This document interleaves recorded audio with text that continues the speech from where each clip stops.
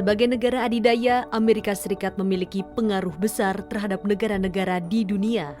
Setiap langkah pemerintah Amerika Serikat, imbasnya tak hanya dirasakan masyarakat Negeri Paman Sam saja, tapi juga seluruh dunia. Kali ini sepak terjang negara dengan penduduk terbesar ketiga di dunia ini dalam mengatasi krisis kesehatan dan ekonomi akibat Covid-19 mendapat sorotan. Penambahan kasus corona di Amerika Serikat sempat mencapai 1 juta lebih per hari pada awal Januari 2022. Meski perlahan mulai turun seiring meluasnya program vaksinasi. Di sisi lain, kebijakan yang jadi perhatian ialah dari Bank Sentral negara ekonomi terbesar di dunia ini. Federal Reserve atau The Fed bakal mengakhiri era easy money guna memerangi inflasi Amerika yang merajalela. At the Federal Reserve, we are strongly committed to achieving the monetary policy goals that Congress has given us, maximum employment and price stability. Today, in support of these goals, the Federal Open Market Committee kept its policy interest rate near zero and stated its expectation that an increase in this rate would soon be appropriate. The committee also agreed to continue reducing its net asset purchases on the schedule we announced in December, bringing them to an end in early March. As I will explain, against a backdrop of elevated inflation and a strong labor market, our policy has been adapting to the evolving economic environment, and it will continue to do so. Sementara itu, kondisi geopolitik dunia juga memanas lantaran adanya konflik antara Rusia dan Ukraina yang melibatkan Amerika Serikat serta NATO. Amerika Serikat menyebut Rusia bakal menyerang Ukraina, di mana intelijen Barat mengklaim sekitar 100.000 pasukan sudah berada di wilayah sekitar perbatasan kedua negara. If Russia invades, that means tanks or troops crossing the border of Ukraine again. Then there will be no longer a Nord Stream 2. We will bring an end to it. Lalu bagaimana kebijakan negeri adidaya ini akan berpengaruh terhadap Indonesia?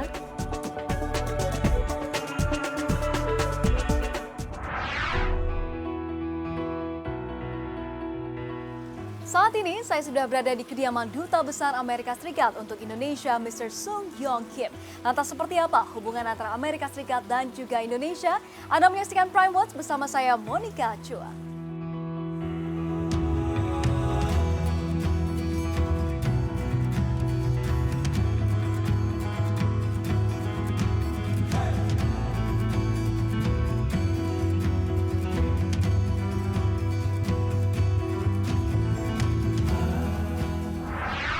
Ya, saat ini saya sudah bersama dengan Duta Besar Amerika Serikat untuk Indonesia, His Excellency Mr. Sung Hyong Kim.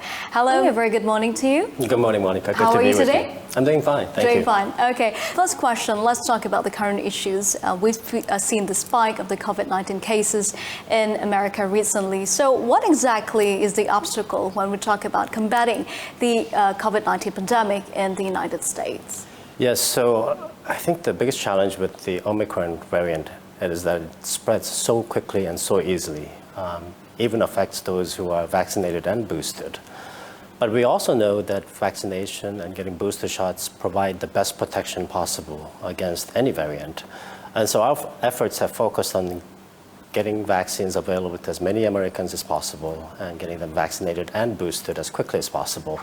So that's an ongoing effort, and hopefully that will provide the kind of protection that's necessary against Omicron or any other variant.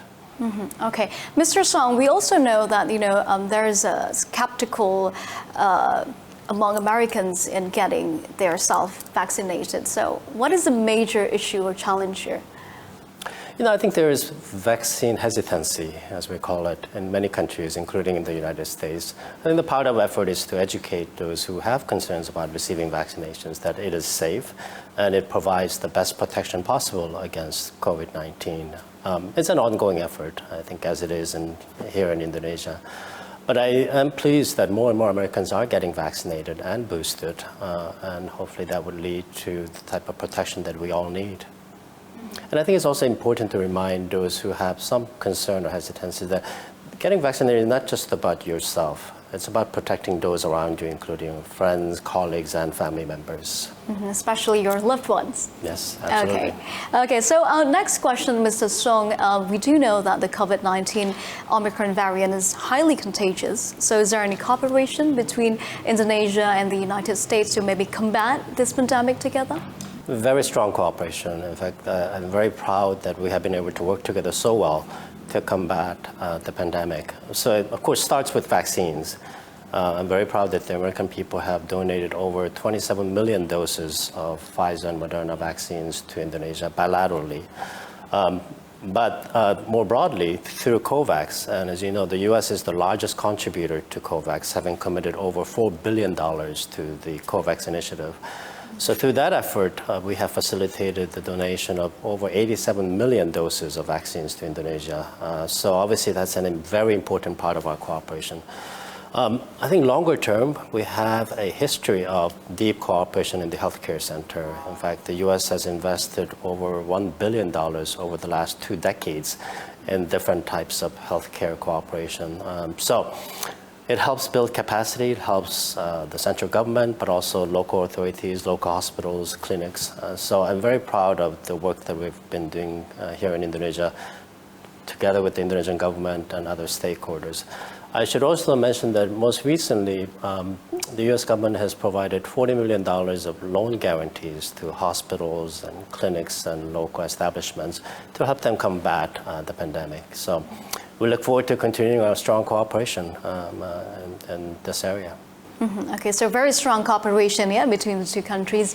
Moving on, Ambassador Kim, one of the efforts to restore the economy is through improving the trades, and Indonesia hopes to export more products using the GSP facility given by the United States. So is there any maybe plans in the future to widen the sector and also the products for this facility? So, our bilateral trade is pretty strong. It's about $30 billion annually.